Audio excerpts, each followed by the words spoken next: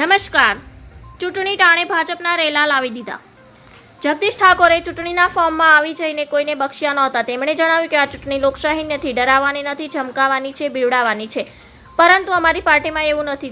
તમારા પ્રમુખ શક્તિસિંહ ગોહિલ અને જગદીશ ઠાકોરના રાજકારણમાં એક પણ પોલીસ સ્ટેશનમાં ગુનો નહીં અને સામેના પ્રમુખ 108 ગુના લઈને બેઠા છે.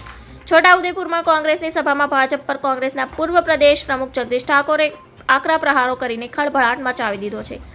તેમણે જણાવ્યું કે અમારા વર્કર બેઠા છે અને આ છોટાઉદેપુર નહીં પરંતુ હિન્દુસ્તાનના ગુંડાઓને લઈને આવો તો પણ અમે ડરીશું નહીં, પરંતુ આપણે હવે આ દેશને ગુલામ થતો બંધ કરવા માટે આ ચૂંટણી લડવાની છે.